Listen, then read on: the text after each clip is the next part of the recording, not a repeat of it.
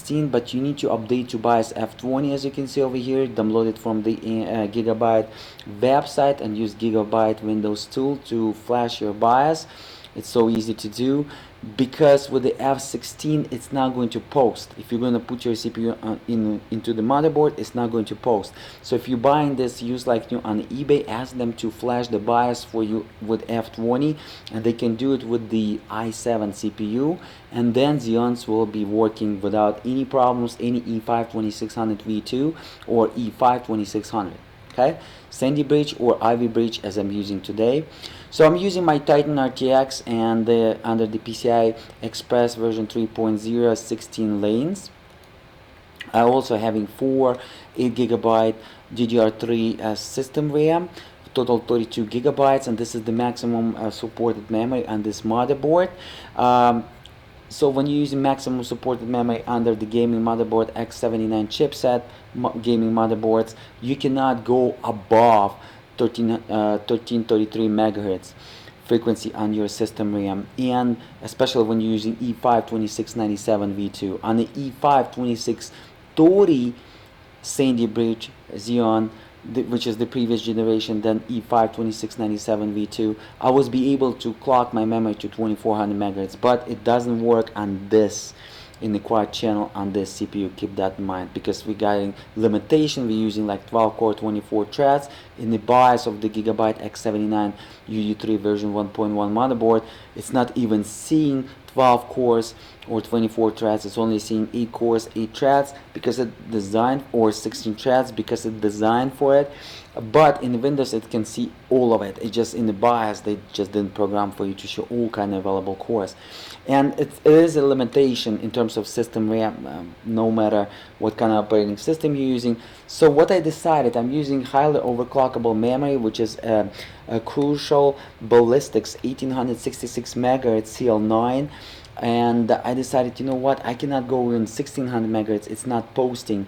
So I decided, you know what, I'm going to go ahead and lower my latency delay. Instead of a CL9, I tried CL8 stable, CL7 stable, and CL6 not posting. So CL7, and it's unheard of, very aggressive timing, and it's running 706 megahertz instead of so it's running 1412 megahertz instead of 1333 megahertz at CL7. Why? As again, because the BCLK is not 105, so this multiplier also boosting up your memory frequency as well. So I'm a little bit higher than 1333 megahertz, which is 1412 megahertz, but CL7, and it's beautiful. Okay, Titan RTX, of course, TU102-400.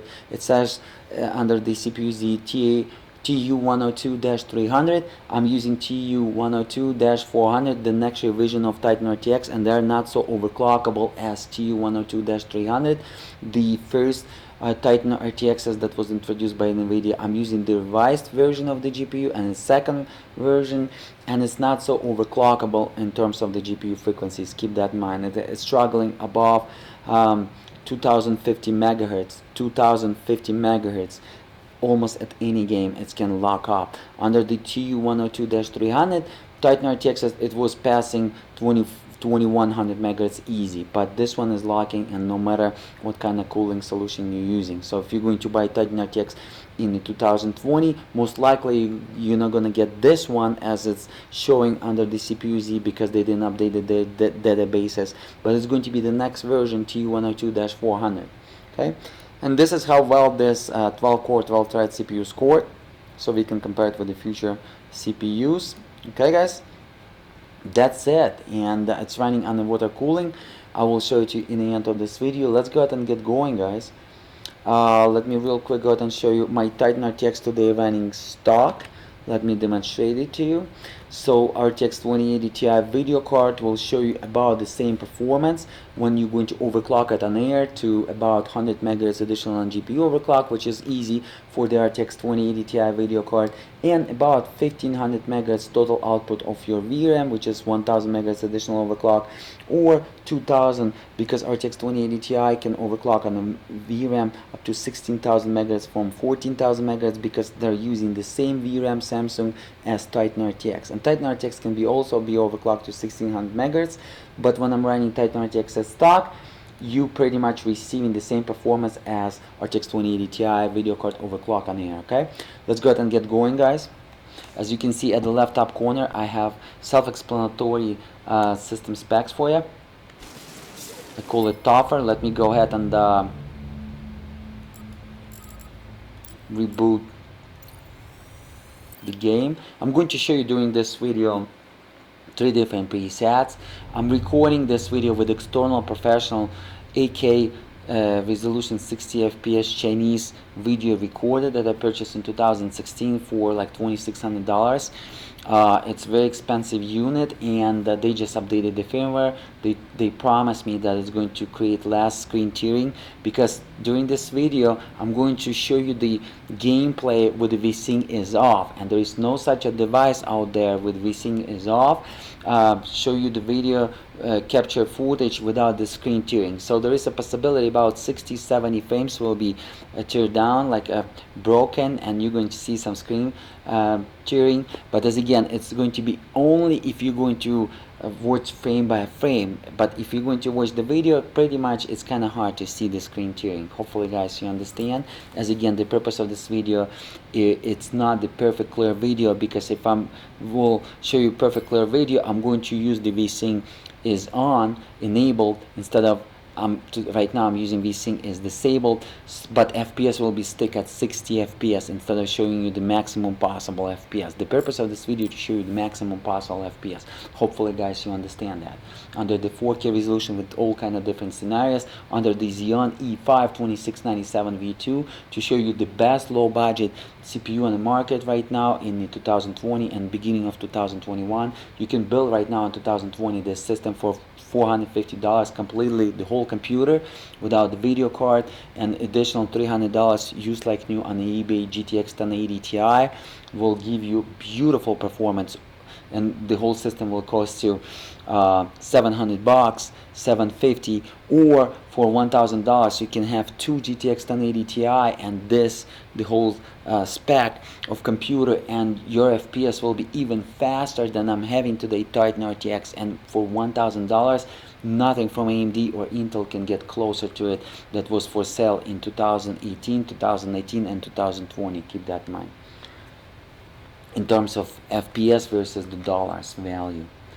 This is for those folks low budget, and this is my secondary system, but I decided to share with you. This is going to be my rendering system that I'm going to render the videos, render in 3D, but you can also play games, and maybe it's going to be maximum as 15% slower than the top of the line CPU in 2020, which is i9-9900K for gaming, and maybe 15% slower in gaming, but as again maybe, most likely it's 10%. But I'm going to do the split screen and share with you this video comparing this CPU versus i9-9900K over the iplay4k.com YouTube channel or UHDking.com. Don't forget to check it out. It's going to be great video, so go ahead and smash that like button for the support, subscribe, and check out all my playlists and beautiful videos over the iplay4k.com or over the UHDking.com. Alright guys, everything is epic. Maximum unlock FPS is 144. As you can see, we cannot go higher than that. We cannot, so it's kept at 144 FPS, so whenever we're going to reach 144 we cannot go above it. But at 4K resolution with single Titan RTX Turing GPU architecture by NVIDIA, we cannot even reach that, no matter what kind of CPU we're using. Titan RTX not capable to reach in this game. This game is beautiful. It looks like a Pixar movie. You're going to enjoy if you Star Wars fan. Here we go. Epic. Everything is epic. Full screen, 4K resolution, 16 divided by 9 aspect ratio. Motion blur is off. Let's go ahead and have a look, shall we, guys? What's going to happen? I'm going to load the new journey.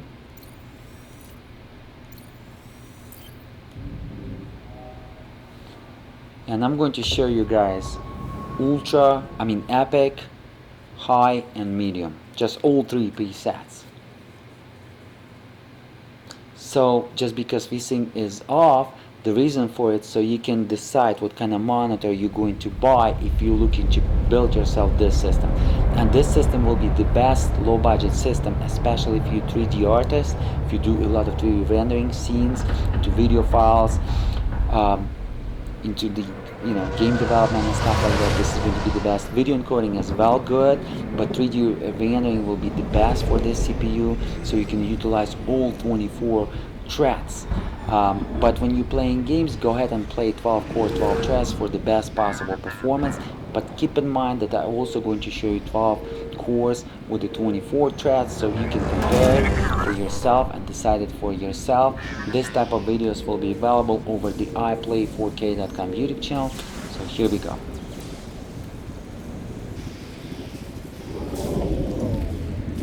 Look at this beautiful visuals. This is rendered in real time, so we can use this video as a game benchmark when we're comparing versus different CPUs.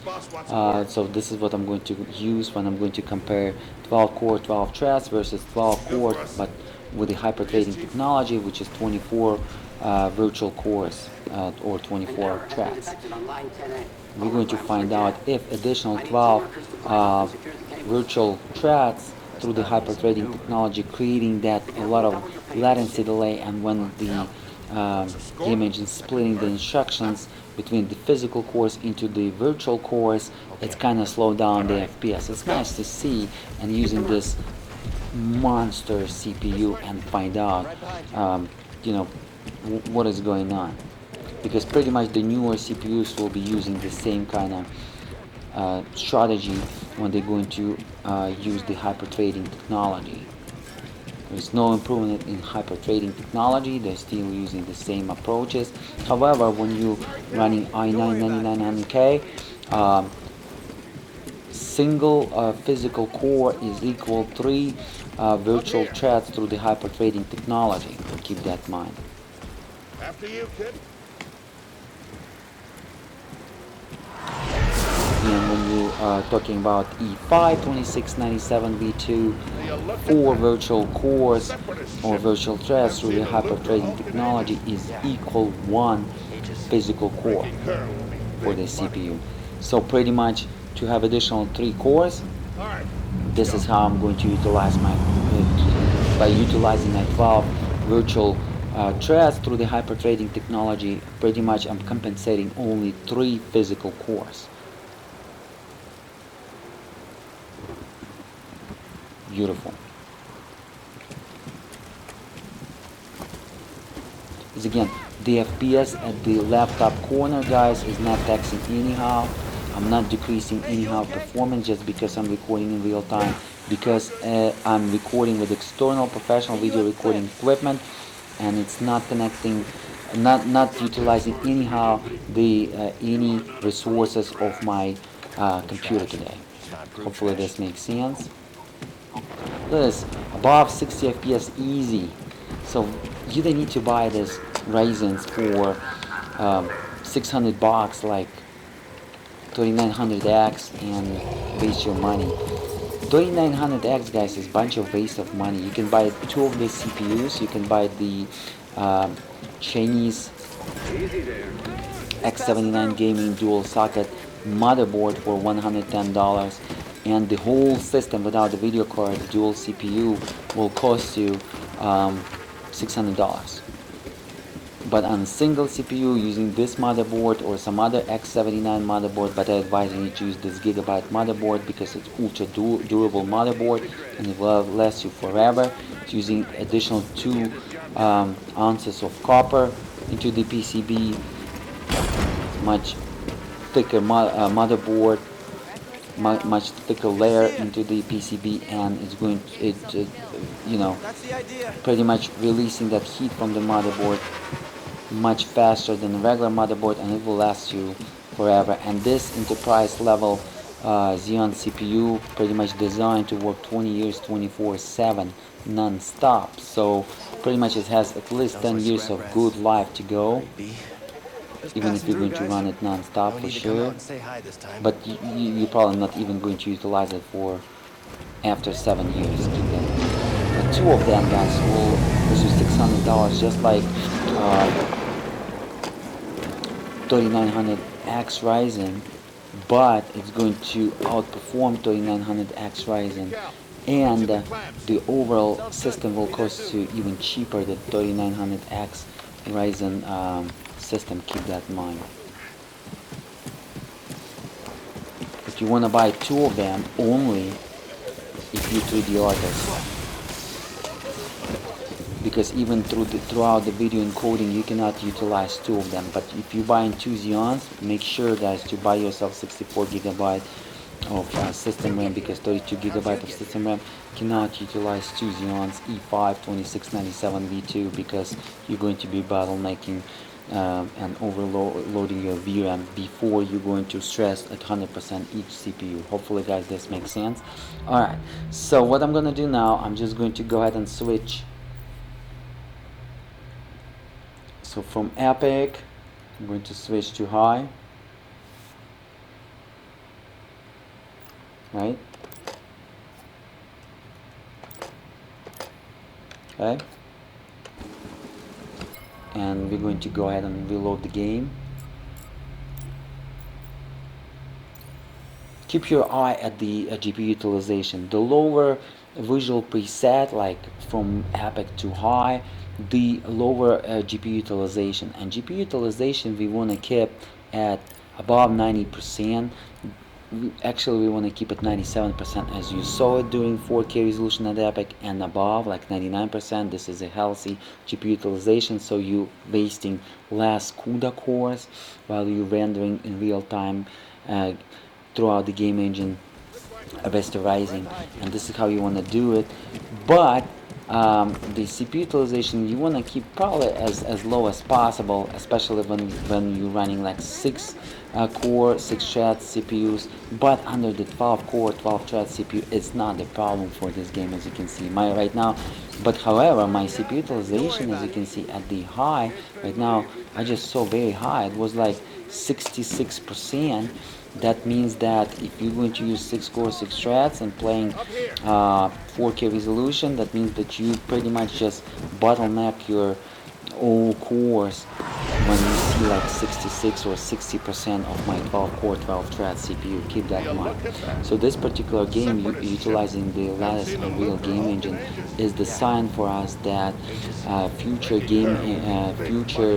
Unreal game engine games are going to utilize the latest Unreal game engine, which is the Unreal game engine 3, 4 actually, and above, is going to use more than 6 core 6 threads for sure.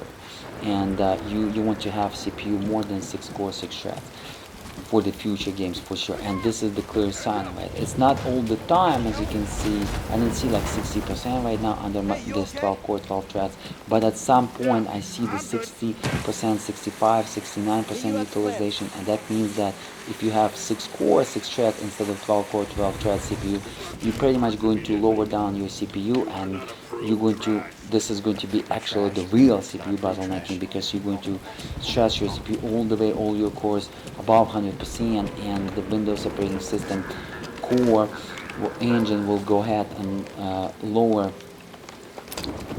the FPS to manage and lower amount of instruction loaded into the CPU cores to lower the FPS is out as a result in the game. So how to find out if you bottlenecking your CPU in terms of the core count? You are when you playing games and your CPU utilization above 90%, and you can see it a lot. But when your CPU utilization is below 90%, as you can see overall right now is 38, 36% at the right top corner. Let me show it you right here. See, like that, 42, 33, so not even half CPUs utilized. So with 6 core 6 threads we will be fine right now. But when it's jumping to 60, as I told you, 69, this is a clear sign, and it's just a few moments. This is a clear sign that is not enough, and it's a danger if you're running 6 core 6 thread CPU, in terms that you're not going to receive the maximum FPS with the Titan RTX. And this is the only way when the CPU bottlenecking is happening. Everything else with those copy monkeys saying to you, the marketers, YouTubers that with a million views and million subscribers, that all what they do, they're just marketers. It's all nonsense. There is no such a CPU bottlenecking. faster frequency CPU will be always showing the faster FPS, and the more Passing through, guys. core CPU will show always more FPS only at the scenario only when your CPU utilization with lower cores is 90% and above. Then with more cores CPU same generation or newer generation will show higher FPS. But the CPU bottlenecking is happening when your CPU utilization overall is 90% and above, and you can see it a lot.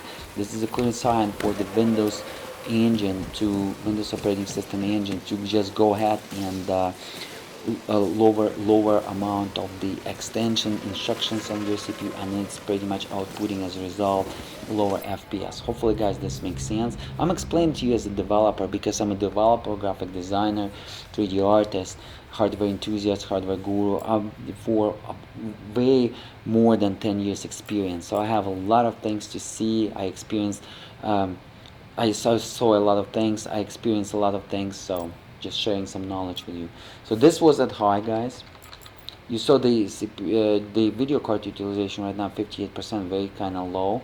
And in this particular game, look like if you're switching from epic like to high to medium, the video card utilization is not great. Keep that in mind. And unfortunately, but this is the case. So medium right now. And you want to keep the GPU utilization as high as possible, way above 90%. The excellent scenario 99%, but CPU utilization below even 95% for sure, but I would say below 90% for the maximum FPS. That means that if the same generation, same frequency CPU with the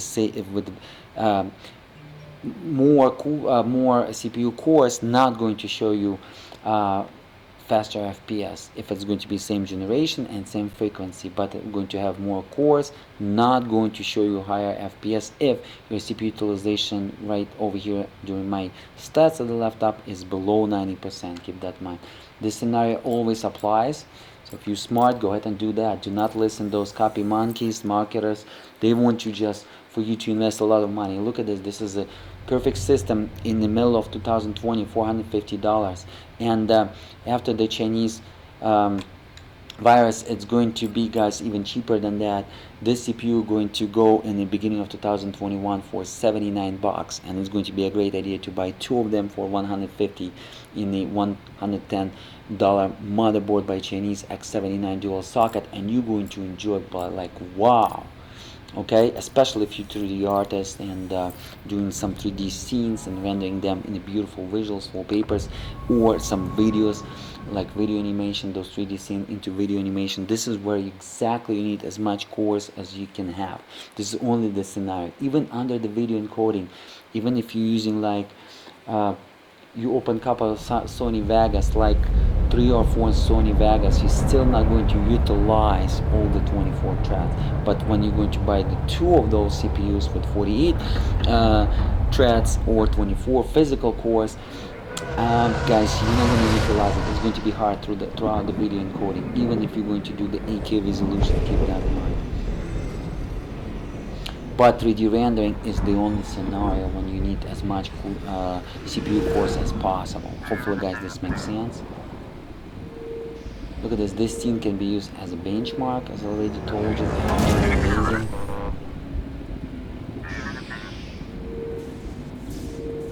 The GPU utilization below 60%.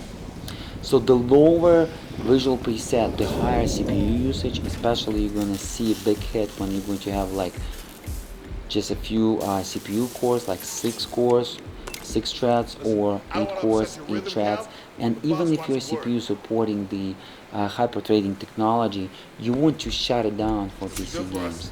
Keep that in mind, for the maximum possible FPS. But if the scenario when you shut down the hyper-threading technology, let's say for the Intel CPU, you see the 90%, sometimes it's reaching, let's say you have 6 cores, 6 threads, physical or physical 8 cores and physical 8 threads, and you see that it's reaching sometimes 90 FPS, 90% of overall CPU utilization. As again, this is a clear sign that you need to have a CPU with more CPU cores to reach the maximum FPS. by utilizing your video card, or you must enable the hyper threading technology just to avoid to buy CPU with the more physical CPU cores. Hopefully guys this makes sense. I explained hopefully the whole idea to you clearly without consumer manipulation for you to buy some hardware to waste your money for nothing. I'm just trying, during my iPlay4k.com YouTube channel or UHDking, I'm trying to teach you how properly buy hardware and how to save your money and still receive almost the similar experience as the top end hardware people receiving, okay? Because I had it all guys. I have low end, medium, and I had the flagships of the latest PC hardware. You can check over my YouTube channel, and I learned a lot throughout the experience because I'm doing it almost 20 years. So I have a lot of things to share, and I make sure when I'm sharing with you some information, it's valuable and you're going to benefit from it.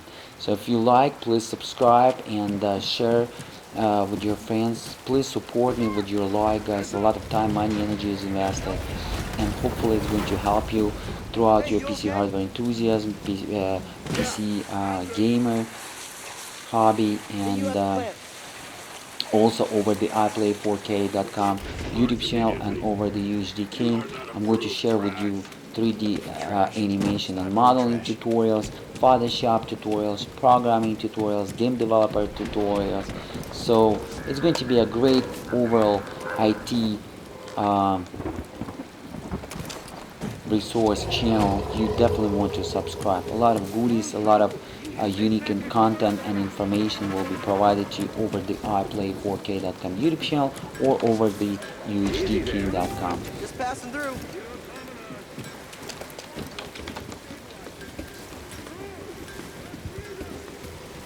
Alright guys, look at this. I'm recording right now as again with external professional 8K 60 FPS recording unit, but right now I switch it to 4K at 60 FPS, and thanks God to the Chinese developers, they fixed it and they told me it's going to be less screen tearing when the vsync is off. Hopefully you're gonna see it and appreciate it. This equipment is a lot of money guys, so again support me with your like to motivate me to record more great videos, and I improve on my in terms of my audio. Right now I purchased the external USB audio device, and when you're running VCLK above 100 megahertz that I'm running right now, 106 megahertz, while overclock per each core, additionally 200 megahertz per each core frequency on the Xeon E5, you must purchase external USB audio device as well as external USB NIC, because internal on the motherboard NIC and internal audio sound card will be disabled, not working, not functional when you're going to overclock your VCLK. And I got myself for $39 beautiful 2.5 gigabit a second NIC, and I'm so satisfied, and I satisfied with this what's the name of it? I forgot the name of it.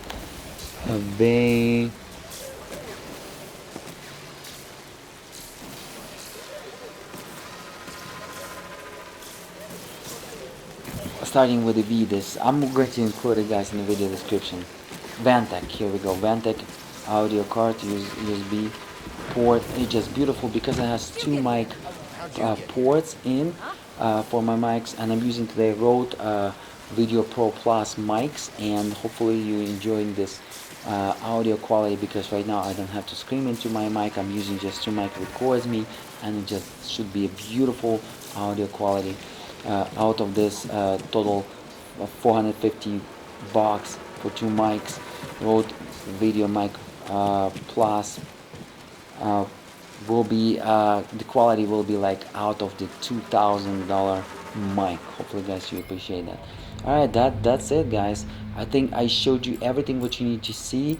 Hopefully you appreciate it, and I'm recording this video today in Apple ProRes at the HQ preset, which generating 1.2 gigabit a second video bitrate.